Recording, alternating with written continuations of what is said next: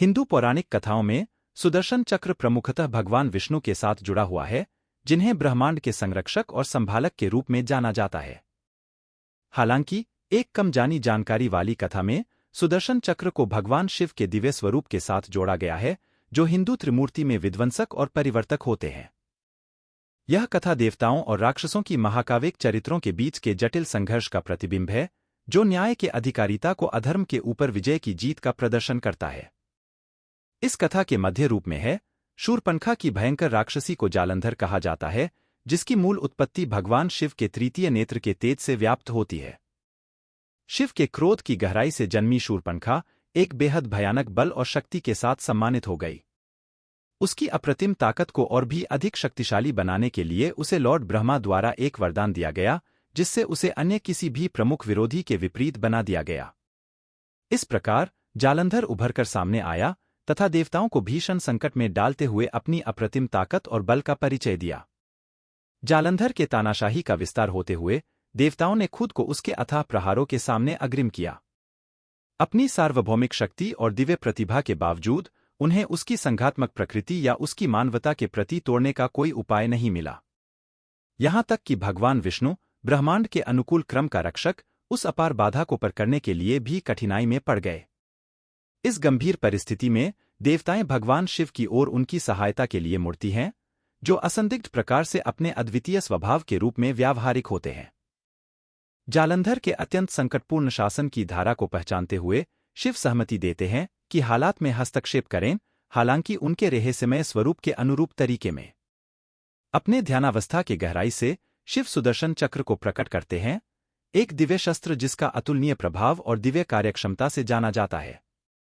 सुदर्शन चक्र सामान्यतः भगवान विष्णु से जुड़ा होता है, शिव के दिव्य तेज से युक्त होने पर नए महत्व को लेता है। शिव की दिव्य ऊर्जा द्वारा सजीव किया गया चक्र अतुलनीय प्रभाव और दिव्य प्राधिकरण के साथ एक अद्वितीय चमक को धारण करता है, जिसमें सबसे मजबूत रक्षा और अंधकार की सबसे गहरी शक्तियों को पार करने की क्षमता है। सुदर्शन चक्र के हाथ में शिव जालंधर का सामना करने और ब्रह्मांडीय क्रम को स्थापित करने के लिए तैयार होते हैं। इस बीच जालंधर अपनी अद्भुत प्राचीनता में बढ़ते हुए अपने विजय के बाद माया की तवाक है, जिसे भगवान शिव के आगमन ने गहरी अंधकार से रोशन किया। उसकी राक्षसी शक्तियों की आक्रमण के बीच में सुदर्शन चक्र भगवान शिव के दिव्य ऊर्जा के साथ सर्वोत्तम प्राकृतिक तरीके से चल रहा है। प्रत्येक चक्र से निकली देवी प्रकृति के साथ आसानी से और निरंतरता से मार्गदर्शित होता है, जो अधम प्राणियों के संघर्ष के बीच से होता है। प्रत्येक प्रतीक्षा के साथ चक्र चमकता है, इसकी दिव्य तेजस्वी चमक अंधकार के सबसे गहरे कोनों को प्रकाशित करती है। एक चमकदार विद्युत के दिखावे के साथ सुदर्शन चक्र जालंधर की रक्षा करता है, उसके अद्वितीय गुणों को चिरस्थायी और उसके नाश के रूप में उसके मानव रूप की सफाई करता है। जब लड़ाई अपने चरम पर पहुंचती है, तो जालंधर अपनी खुद की मृत्यु के अंत की ओर देखता है, दिव्य न्याय के अटल चलन के सामने। एक अंतिम, बेहद आशंकाजनक हथकंडा के बावजूद वह सभी अधिकारियों के साथ जूझता है, जो उसके आत्मा के साथ आखिरी संघर्ष करते हैं। एक अंतिम, आवेगी दावत के बावजूद उसे अपनी धर्मशांति की आशा के बिना देखना पड़ता है। यह सभी समर्थन भगवान शिव की दिव्य ज्ञानदीप्ति द्वारा मार दिया गया है, जो सुदर्शन चक्र को शांति प्राप्ति की नई युग की ओर ले जाते हैं।